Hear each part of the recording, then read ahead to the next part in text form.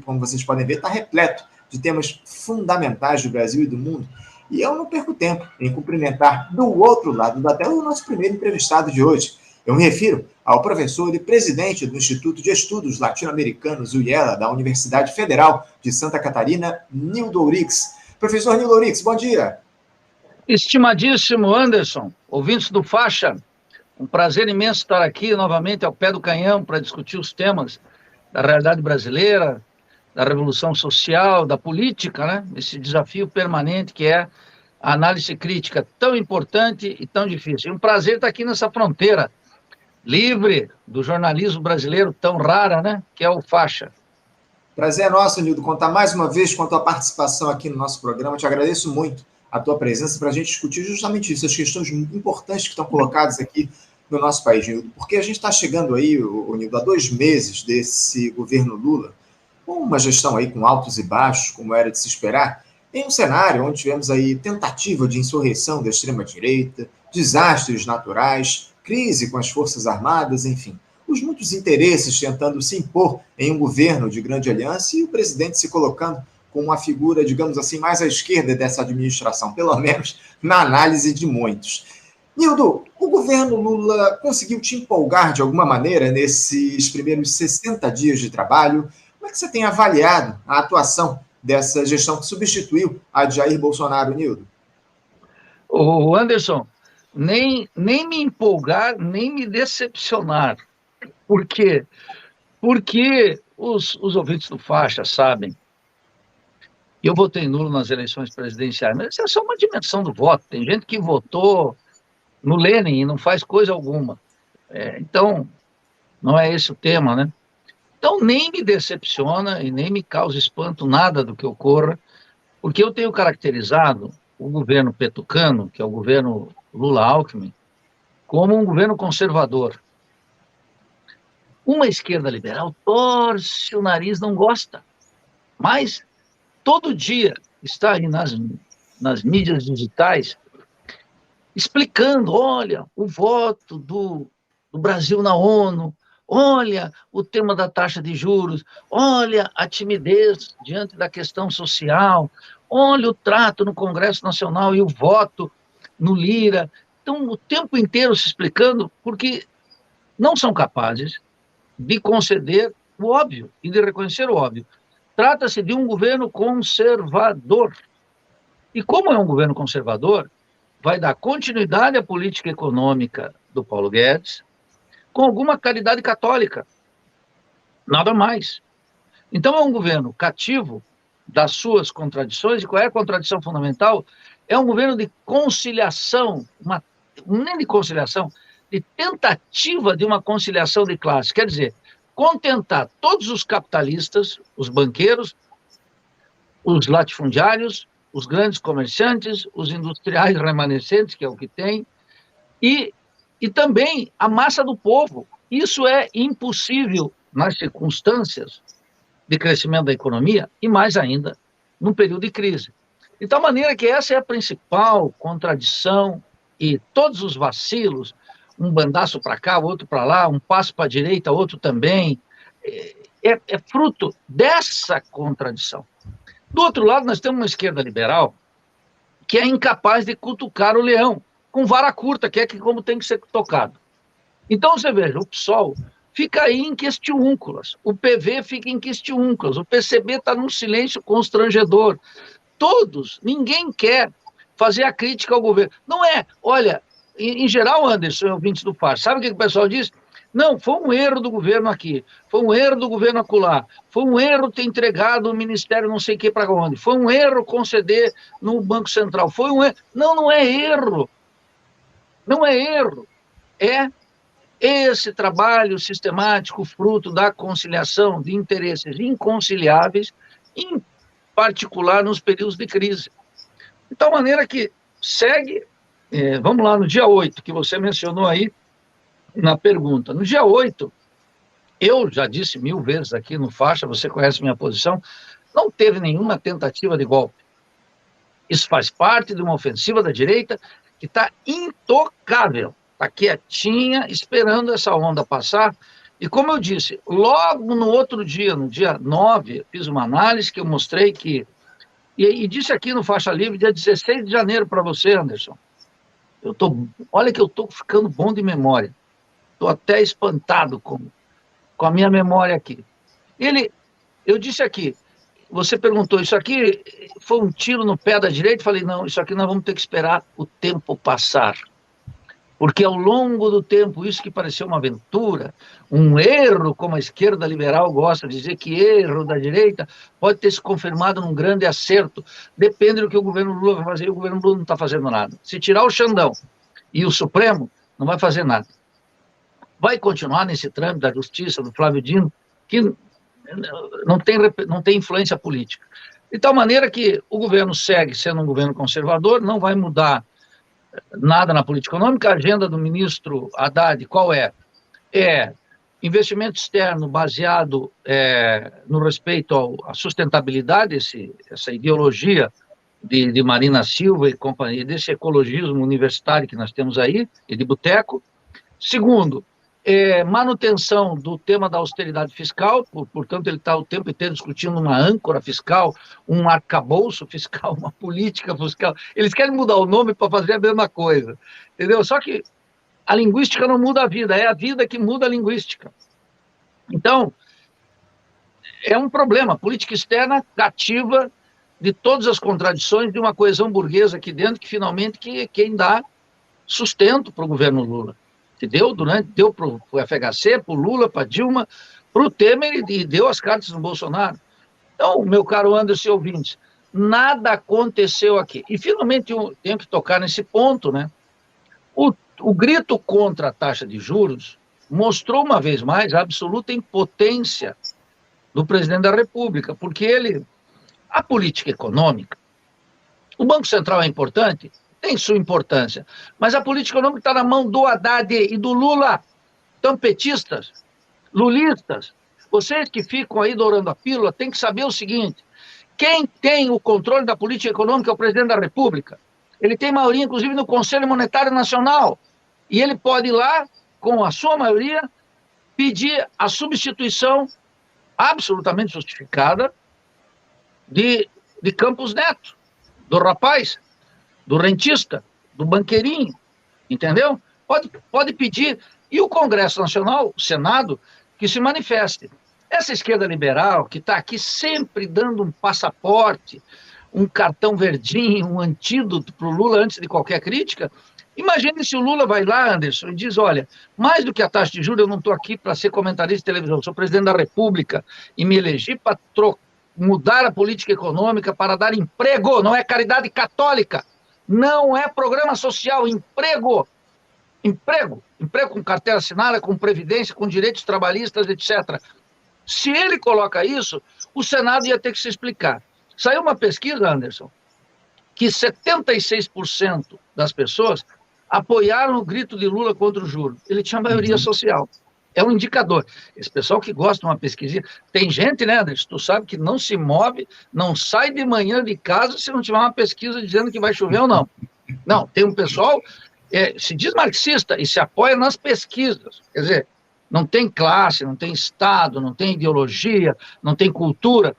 Então, se ele fizesse isso, o Senado, aquela douta casa, aquele covil de ladrões, que é o Congresso Nacional, estaria na situação incômoda de dizer que o presidente não tem razão. Percebe? Mas o Lula nem... Olha, dentro do cercadinho, hein? Cada governo com o seu cercadinho, hein? Eu diria, coloca lá a bomba. Se o Senado disser não, opa, o presidente diz, eu respeito o Senado, eu não posso fazer nada, vou tocar a política econômica. Mas a política econômica está na mão do Haddad. Inclusive, quem determina a meta de inflação é o Haddad.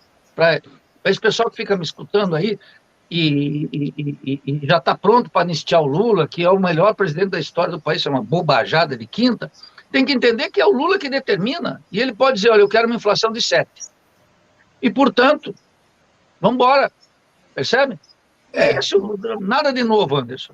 E você falou aí a respeito da questão dessa meta de inflação, que nem foi tocada lá naquela reunião do Conselho Monetário Nacional que a gente teve um pouquinho antes do Carnaval. Exatamente.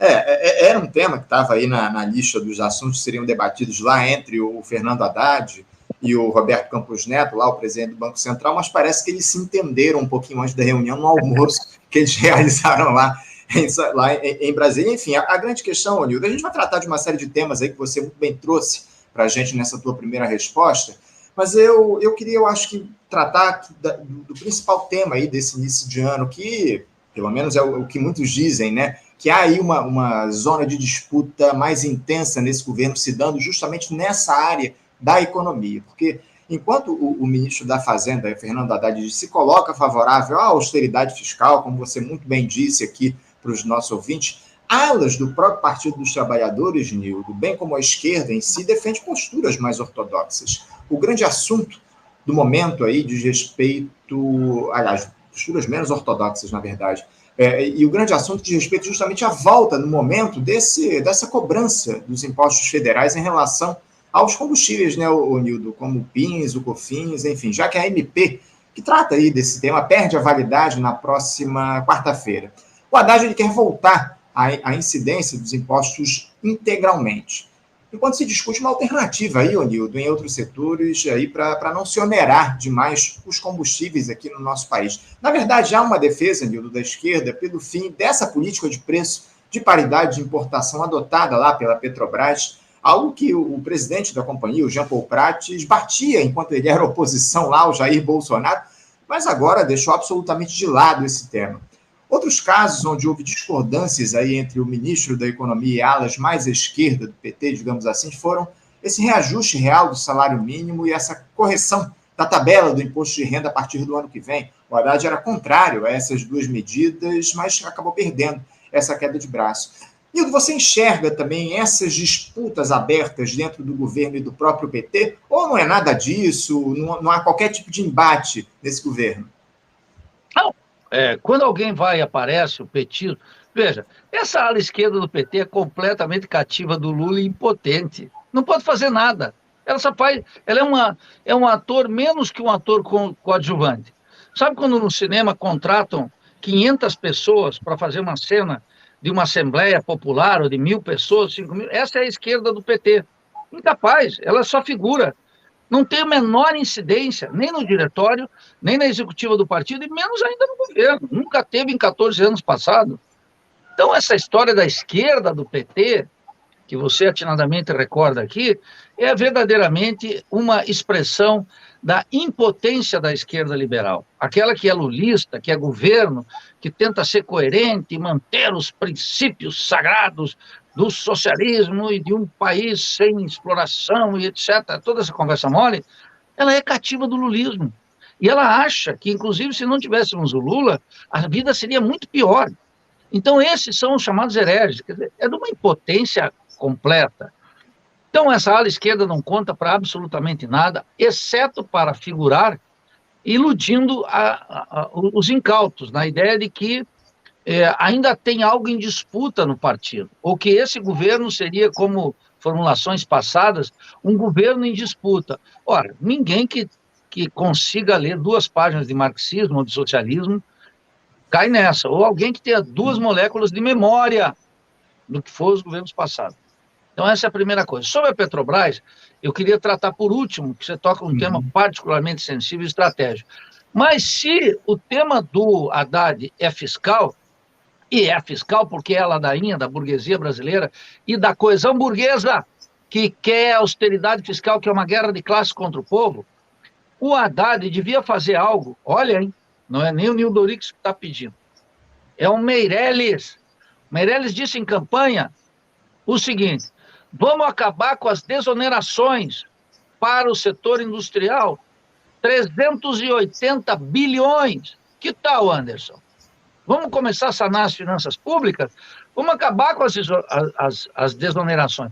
Eu pago quase 30% de imposto todo mês como funcionário público.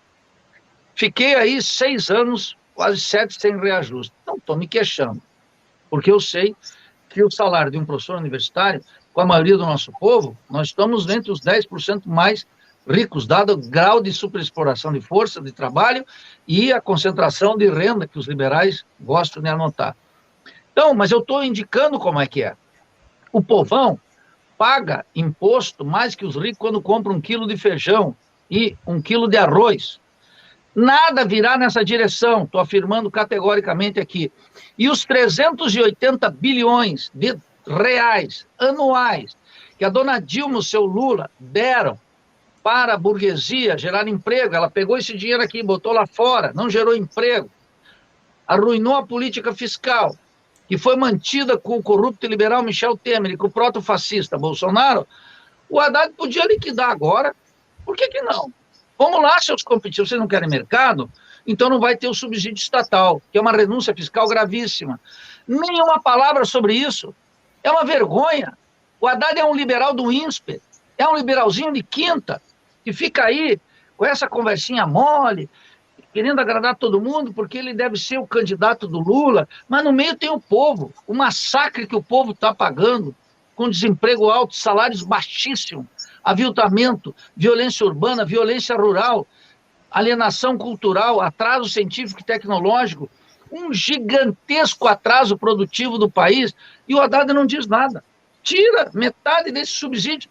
Eu quero recordar aqui, alô lulista, tu que já está pronto para justificar, que quem está pedindo isso é o Henrique Meirelles, lembra o banqueirinho do Lula? 8 anos, presidente do Banco Central, ele está pedindo. Então, quando alguém quiser falar comigo sobre política fiscal e que tem que ter austeridade e cortar gasto, o primeiro gasto que nós vamos cortar é esse que vem de uma renúncia fiscal. O segundo é o gasto financeiro da crise do Estado. Veja, esse André Lara Rezende virou o queridinho da parada. Quem é o André Lara Rezende? Eu li o último livro dele, que é Uma Camisa de Força Ideológica. O André Lara Rezende descobriu, olhe, pasme, é para chorar, descobriu que o Estado não quebra. Que não quebra o Estado. Porque o Estado emite dívida. Aí ele vem com os artiguinhos acadêmicos from United States, onde ele estudou no MIT, com os coleguinhas dele, com o Olivier Blanchard, e com essa culturinha acadêmica from United States, e vem quase civilizar os bárbaros aqui, como se ele viesse como uma novidade para nós, todos. Eu não me incluo nisso, porque eu não... Essa macroeconomia que está aí, eu tenho um desprezo profundo, porque ela é pura ideologia, mas ela domina as faculdades de economia, a minha aqui, aí na UFRJ, na USP, eles só dão, é a Blanchard. O Blanchard era um economista conservador, né, o clássico total. Aí ele foi para o Fundo Monetário Internacional, se deparou com uma crise, aí ele já teve que descobrir um pouquinho mais de Keynes, que é outro que não merece minha confiança, mas o pessoal é semi-analfabeto em economia, é um negócio impressionante. Eu tenho que dizer, porque eu fico estarrecido. Ele descobriu que o Estado não quebra.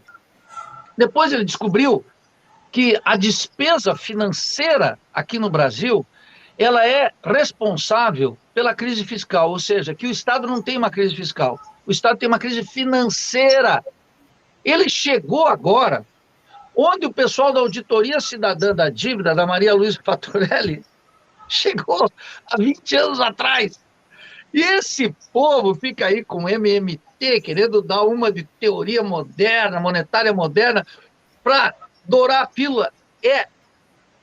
Olha, é coisa para analfabeto. Terceira, que eu lendo o livro dele, ele descobriu que a Inglaterra só desenvolveu o capitalismo porque em 1694, ele não cita a data, mas essa é a data, criou o Banco Inglês. E o Banco Inglês, o Banco da Inglaterra, começou a emitir títulos da dívida sem lastro.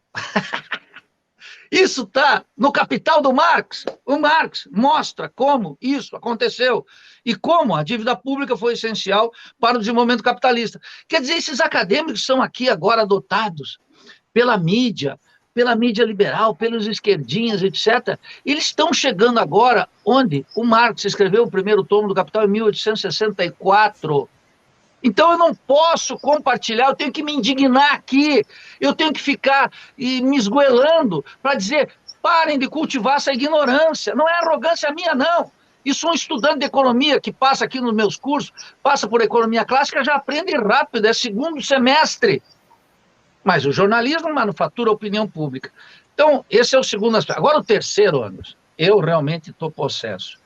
Esse senador empresário, o João Paulo Prats, que é um lobista desde muito tempo, lá atrás, nas campanhas do Lula, ele já aparecia como um lobista do mundo do petróleo. Depois ele virou senador, ele tem faro.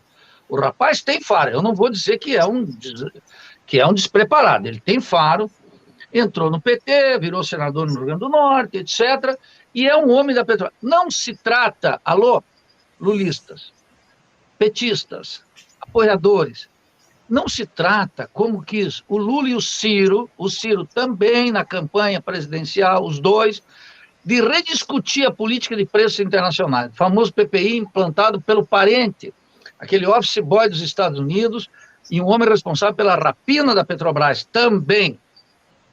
Se trata de estatizar a Petrobras, porque os preços internacionais pagam a estatização, o que significa nem $1 na Petrobras. Sabe o que significa? Morte aos acionistas. Estou lançando a consigna aqui ao estilo de Lenin, Trotsky, Fidel e Che. Morte aos acionistas, porque o Estado, com a Petrobras, que é uma baita de uma empresa, e uma mola propulsora, se nós tivéssemos keynesianos, que tivessem efetivamente lido os textos políticos de Keynes, esses caras estariam armados com o dente fazendo greve de fome embaixo da Petrobras. Mas eles querem apenas ocupar um lugar no Estado.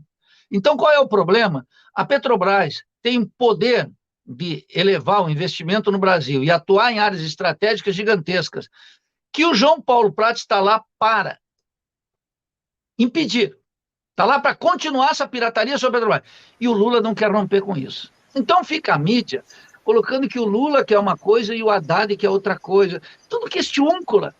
Não é um problema de preço internacional, eles vão manter ou não, como você bem disse aqui, amanhã ou quarta-feira vai ser uma decisão dessa natureza. Não é o PPI, como eu disse durante a campanha, não é a política de preços, qual é a política para estatal. Nós temos que revisar aquele entreguismo que a Dilma fez com a lei da partilha, tem que estatizar a Petrobras, porque o preço do dólar lá em cima, num sistema capitalista em crise, com o barril lá em cima, paga até os poços menos produtivos. É lucrativo. E nós podemos baixar o gás para a dona de casa aqui e podemos baixar a gasolina para a classe média e o diesel para os caminhoneiros e continuar com uma taxa de investimento na Petrobras gigantesca. Porque o petróleo é nacional, mas o preço é internacional, é ditado, ele paga. E o Brasil é um exportador, o Brasil é um país petroleiro gigante, como se fosse a Venezuela e a Arábia Saudita. Então, mas como o petismo não coloca o petróleo no centro, ele fica discutindo essa arte de iludir, que é o problema do PPI. E o PPI é o que a mídia burguesa quer, o que a coesão burguesa quer. Então, nós temos que colocar o tema do controle estatal da Petrobras, controle completo. Minha dupla consigna: morte aos acionistas, que não quer dizer matar as pessoas, mas morte a essa política, nem $1 na Petrobras. Jurisdição nacional, controle total sobre os recursos nacionais. Quando eu vejo alguns nacionalistas, vejo o Ciro, portador do nacionalismo, de Alberto Pasqualini, do PDT, ele não toca nesse tema. O Lula sai correndo nesse tema, e o João Paulo Prats, esse senador empresário senador, está lá para administrar para a família petroleira, do business, da grana, dos endinheirados, e colocar a conta para nós pagar. Esse é o problema, Anderson. Tá? A situação é grave, gravíssima.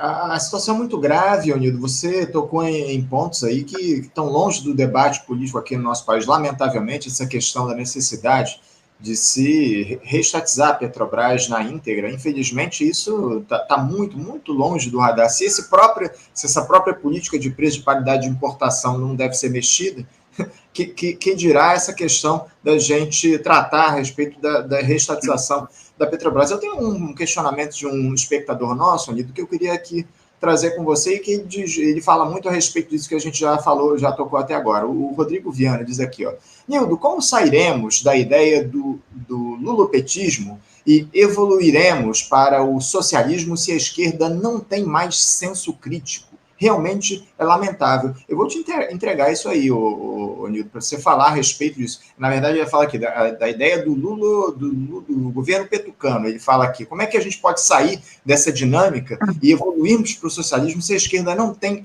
mais senso crítico, Nildo? Bem, essa pergunta é crucial. Quando eu coloquei em circulação a expressão esquerda liberal, lá atrás, quando era membro do Diretório Nacional do PSOL, olha, os impropérios sobre a minha reputação, claro, tudo pelas costas, foram gigantescos. Primeiro dizia que não podia haver uma esquerda liberal porque era um oxímoro, ou seja, uma contradição em termos. A ideia de que uma esquerda não pode ser liberal. Olha, isso é de uma burrice histórica gigantesca. O liberalismo sempre teve um liberalismo de direita e esquerda desde a Revolução Francesa. Logo depois que as forças revolucionárias na Revolução Francesa se dissiparam com a guilhotina, vamos dizer assim, as duas almas do liberalismo começaram a disputar o meu ser. É um dilema de Fausto, de Goethe. Duas almas disputam o meu ser. E a esquerda agora ela é desinibidamente liberal, razão pela qual ela rejeita o pensamento crítico e a reflexão. E o horizonte mais importante do pensamento crítico é naturalmente o marxismo. O marxismo de Marx, de Engels, etc., o marxismo europeu e, sobretudo, o marxismo latino-americano. E teve uma consequência terrível. Essa esquerda liberal, ela se refugiou na universidade. E a universidade não é um bom lugar para pensar, embora todas as condições estejam dadas. Os professores e os estudantes de pós-graduação, mestrado, doutorado, iniciação, pesquisa, eles sacrificam a liberdade que eles de fato têm todos os dias. E aprendem, com a maioria dos professores, meus colegas, uma servidão voluntária, que é um bom mocismo, uma espécie de atuação como se nós estivéssemos ao borde de uma ameaça fascista, e que, portanto, a conduta moderada e a conduta sem ousadia nenhuma fosse um ato de sobrevivência. Mas nós estamos na mais absoluta liberdade. Eu afirmei categoricamente que não existe neofascismo, não existia fascismo, e o pessoal aí criava esse fantasma porque quer justificar uma apatia, uma covardia, uma prostração, uma resignação que é incompatível com os tempos. E é incompatível nos tempos porque no outro lado tem uma direita que atua de maneira desinibida, colocando a real para o povo, colocando as questões centrais. E a esquerda, que é uma esquerda liberal, eu insisto nessa expressão, ela, olha, quando eu conheço a expressão a esquerda liberal, agora já tem mais gente usando, ainda com uma certa timidez, mas já começam a usar aos pouquinhos, mas o meu está tudo registrado em texto, eu não fico preocupado com isso. E agradeço até que deveriam fazer uma citação, porque eles gostam de citação, deviam dar uma citação. Alô, conforme Nildo Orix, etc. As teses vão entrando aos pouquinhos. Eles vão entrando aos pouquinhos, mas eles não aceitam, eles não tiram as consequências. Por quê? Porque, conforme o nosso ouvinte está perguntando, não tem teoria. E os partidos políticos, peguem os partidos políticos, visitem as páginas do PCB, do PCdoB, do PT, da UP, e vá lá e observe a produção de textos de natureza teórica sobre o Estado, a economia, a crise, a violência policial. Tem matérias de cunho jornalístico, mas não tem teoria. Então eles vão na universidade buscar com os acadêmicos afamados. Agora, o acadêmico afamado é aquele sujeito que frequenta a CNN, não é aquele que tem uma teoria potente. De tal maneira que os sindicatos se comportam da mesma maneira. E os chamados movimentos identitários é um pântano completo de falta de rigor teórico financiado pelos Estados Unidos desde uma perspectiva do Partido Democrata, lá, sob o impulso de Bernie Sanders ou de Biden, que é a mesma coisa. De tal forma, queria dizer para os nossos ouvintes aqui, que nos honra com a sua pergunta e com a sua audiência, que esse é um problema sério. A valorização da teoria é absolutamente indispensável para uma esquerda radical, socialista, e para, sobretudo, ter capacidade de compreensão do que está acontecendo embaixo do nosso nariz. Sem teoria, eu repito uma vez mais, não se vai à esquina. Sem teoria, nós não conseguimos avançar. E o desprezo pela teoria, todo mundo quer ser deputado, senador e vereador. Eu fico pasmo. Dia 8 de janeiro, alô, você que tem o seu deputadozinho de coração, o seu prefeitinho, o seu senadorzinho, para que serviram os deputados? Para nada. Isso não é força política. Eles são todos cativos da ideia de representação, que no identitarismo é política de reconhecimento, mas, em geral, a política de reconhecimento cai no conceito de representação.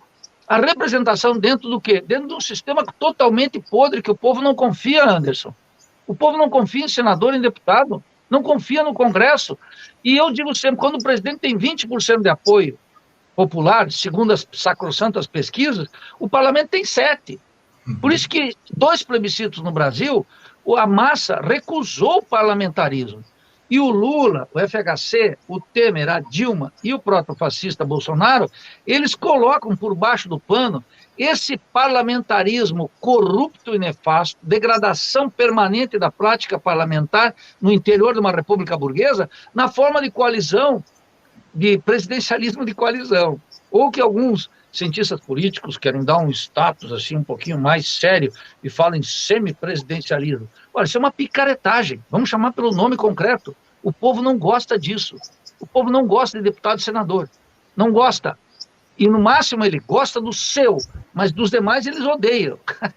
Inclusive, quando gosta de um, é porque odeia os demais. Então, essa é uma situação gravíssima. E tem que ter uma valorização da teoria, e a militância teria que ser... por isso que nós, na Revolução Brasileira, agora vamos abrir o Núcleo Nacional de Formação, já é o 4º.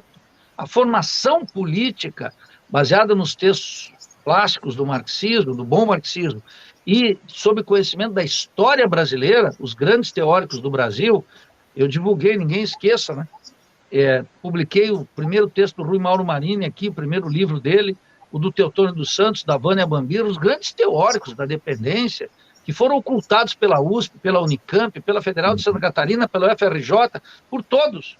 Agora está voltando à moda, agora está virando moda. O tema da teoria é essencial, Anderson, essencial.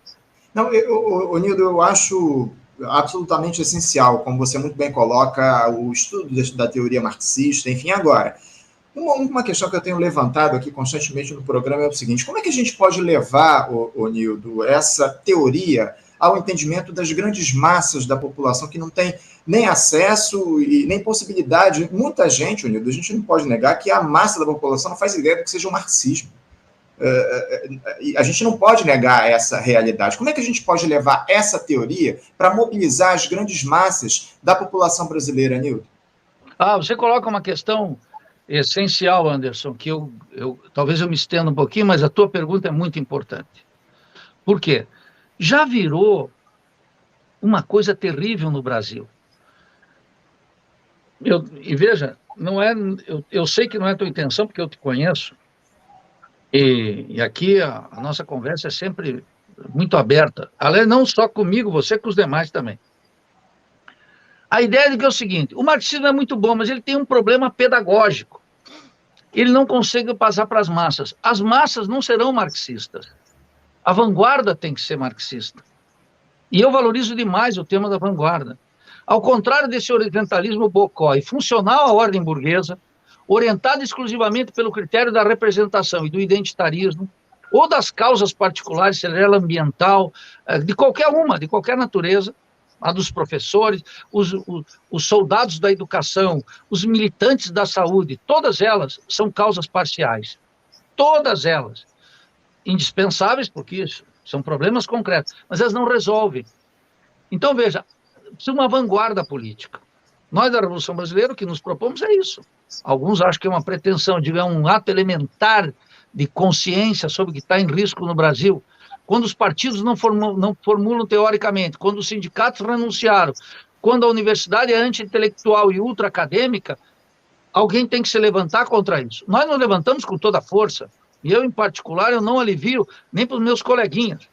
A teoria é muito maltratada dentro da universidade, é preciso dizer. O que não quer dizer que o professor não seja sério, ele faz um esforço notável.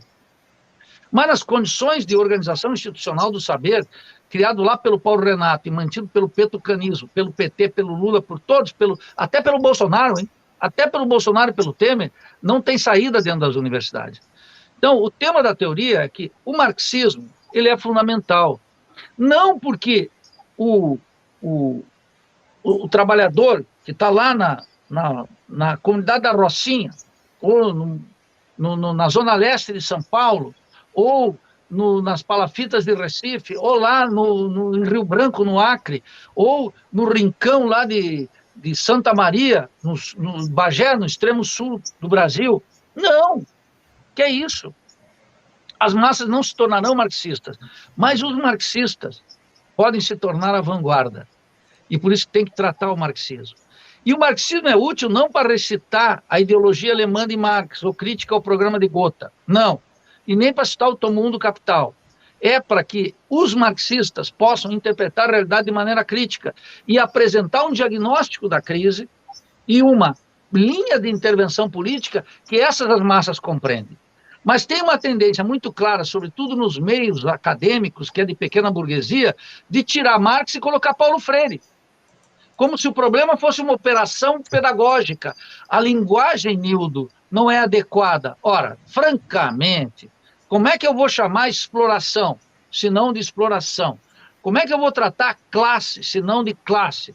Como eu vou tratar o Estado burguês, como de outra coisa? Percebe? Aí a linguagem é a consciência prática, nós temos que estar lá. E a teoria é fundamental. Então, a teoria não é para tornar o povo marxista. A teoria é uma potente, quando ela é potente, ela é capaz de interpretar a realidade e não colocar na cabeça do deputadinho, do senadorzinho, do prefeitinho, do governadorzinho, do presidentinho, bordões que não têm sustento teórico, que não têm apego à realidade. Não é porque é incoerente do ponto de vista teórico. Não é porque eu estou aqui julgando se o que o Haddad está falando está de acordo com o manual de macroeconomia de Olivier Blanchard, que é ensinado erroneamente, quer dizer, é um absurdo que se faça isso com nossos estudantes de economia. Eu não estou buscando a contradição entre a fala do ministro e o livro de texto que é ensinado em macroeconomia ou teoria monetária nas universidades. Eu estou mostrando como os dois são imposturas completas, que não têm apego à realidade. E por isso que o marxismo e a teoria crítica é fundamental. E o marxismo, se alguém me apresentar uma teoria, disse, Nildo, abandone Hegel e fique com Kant, abandone Marx e fique com Samuelson, ou Blanchard, ou sei lá quem, eu topo, desde que seja um potente instrumento de análise. Daí, Anderson, o que você mencionou aqui é decisivo. A esquerda despreza a teoria. Qual esquerda?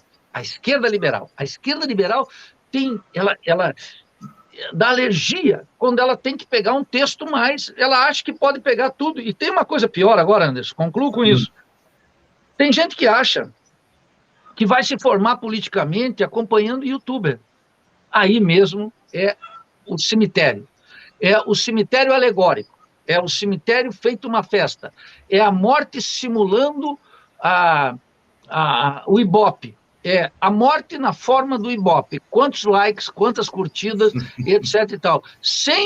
E os youtubers têm que tratar de tudo, Anderson. Tem que tratar da vitória do Flamengo contra o Botafogo, com o gol do guri de 17 anos, do meu rubro-negro, tem que tratar de física quântica, tem que tratar do Petrobras, ele tem que tratar do tema da semana. E o tema da semana é colocado pela indústria cultural e pela mídia burguesa. E os temas nacionais mais estruturantes desaparecem. Daí que nós estamos perdidos, né? Não, sem dúvida nenhuma, Nildo. São questões que você trouxe aí que são fundamentais para a discussão aqui no nosso país, enfim. Mas eu queria encerrar aqui o nosso papo, Nildo. Já estou, inclusive, passando o tempo regulamentar aqui da nossa entrevista para falar a respeito de um tema que veio à tona aí nesse último final de semana. É mais um exemplo de como a nossa burguesia, Nildo, ela é criminosa.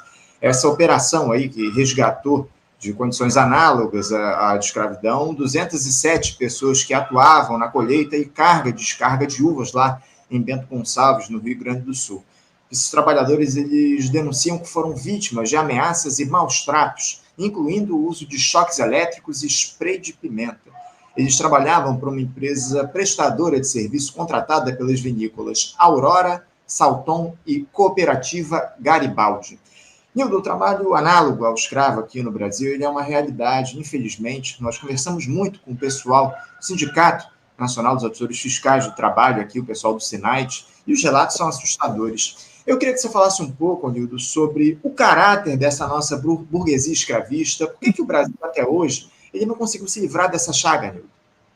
Bem, você usou uma expressão, a primeira expressão estou de acordo, uma burguesia criminosa. A segunda, uma burguesia escravista, eu estou em completo desacordo. Por quê? Tem um pessoal aí identitário que acha que o problema do Brasil é um atavismo, a escravidão. A escravidão acabou em 1888 e começou no Brasil o trabalho assalariado, percebe? Ah, mas escuta, foi há mais de 100 anos, acabou a escravidão. Por isso que ele chama trabalho análogo à escravidão. A escravidão acabou. E não é por um atavismo, nem por um racismo em abstrato que a classe dominante utiliza isso. Nós já aprendemos que o desenvolvimento capitalista no Brasil está fundamentado em 2 pontos fundamentais. Primeiro, a transferência de valor da periferia para o centro de maneira permanente. E segundo, contribuição notável do meu amigo e em grande medida, meu orientador, Rui Mauro Marini, esse capitalismo funciona na base da superexploração da força de trabalho. Essa superexploração da força de trabalho, que era uma categoria que operava claramente na periferia, agora está se estendendo para os países centrais por um conjunto de razões que a gente teria que explicar. Portanto, a norma é a superexploração. E nós vamos encontrar os casos, digamos, mais aberrantes. Numa vinícola, nesse caso que você mencionou, 3 grandes empresas de caráter capitalista que não estão colocadas num rincão lá do interior de Minas, ou do Nordeste, ou do Norte, mas aqui no sul burguês capitalista. E os casos de escravidão no interior de São Paulo, eles são existentes e vão ser uma presença permanente entre nós, enquanto não tiver capitalismo. Agora, é claro que eles não ordenam a força de trabalho, eles são apenas a expressão mais brutal e desumana de uma burguesia criminosa, não de uma burguesia de extração escravista. Isso é um erro grave, e aí nós vamos ter que discutir isso com muito cuidado. Mas veja, há um outro, então, num país em que domina a superexploração da força de trabalho, em que não pode se tocar nesse estatuto, nós vamos ver o que o governo conservador petucano vai fazer com a legislação trabalhista, com a previdência social, se ele vai contratar fiscais do Ministério do Trabalho, triplicar o número de fiscais para a gente colocar um bafo da lei em cima dessa burguesia. O Lula não está dando demonstração de que vai fazer nada disso, e eu creio que não vai fazer. Se me perguntar, eu digo, creio que não. Mas como eu não estou aqui para acreditar ou para desabonar, eu tenho que ver. Até agora, nada. Já era tempo suficiente para dizer, concurso para o Ministério do Trabalho, fiscalização em cima disso aí. Não adianta se indignar. Tem que colocar 3 mil fiscais correndo o Brasil inteiro, porque aqui a burguesia mata os fiscais. Nós temos casos concretos. Então, esse é o ponto, é o primeiro ponto essencial. Por último, Anderson, veja, tem um mito, que é uma ideologia na prática, de que tem uma burguesia educada. Aqui, quem lançou isso foi o Keynes, num texto, se eu não estou equivocado, a data é de 1925, que ele pergunta, sou eu um liberal? Esse texto não está traduzido em português, lamentavelmente. E ele diz, olha, a luta de classes me encontrará sempre ao lado da burguesia esclarecida. Olha, o sujeito veio da Inglaterra. A Inglaterra foi uma carnificina contra os trabalhadores. Não tem burguesia educada em Londres, nem em Liverpool, nem em Bristol. Tampouco tem burguesia educada nos Estados Unidos. Não tem burguesia educada na França republicana. Veja o trato que a Comuna de Paris. Então, essa ideia de uma burguesia educada, ela foi adaptada aqui no Brasil com uma miséria ainda pior, pelo FHC, que é a sociologia uspiana. O pessoal lá, os uspianos, torce o nariz, mas ele é o príncipe da sociologia, que diz o seguinte, olha, aqui nós temos uma burguesia democrática. Então, tem a ideologia de uma burguesia culta, ilustrada, e depois tem uma, inclusive, que é democrática. Então, o FHC, ele inaugurou isso, e o petismo vai na onda, porque o petismo não tem teoria também, vai na onda do FHC, que é o seguinte, o FHC, para justificar o acordo dele com o PFL, com o antigo DEM, pessoal que não tem memória, disse, olha, tem uma burguesia autoritária e uma burguesia democrática, eu me aliancei com a burguesia democrática. É o que, no fundo, o Lula não diz, mas é o que ele faz. Uma burguesia democrática. Ficam buscando uma burguesia culta, ilustrada, civilizada e democrática. Tal coisa não tem. Tudo isso oculta, Anderson, por último, eu sei que você está premido pelo horário, mas é o seguinte, qual é, o pessoal que fica como a Marilena Chauí reclamando da classe média é reacionária, etc e tal, ela tem que dizer assim, qual é, vamos chamar assim nos termos petistas, a ideologia do proletariado?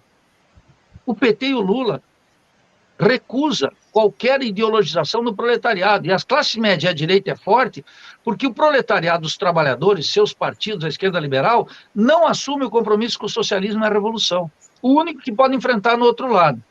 De tal maneira que, enquanto isso, a luta de classe se acirra, a direita se arma e a esquerda liberal continua completamente sem bússola. É isso. Professor Nildo Ourix, muitíssimo obrigado pela sua participação aqui no programa de hoje. Te agradeço demais. Você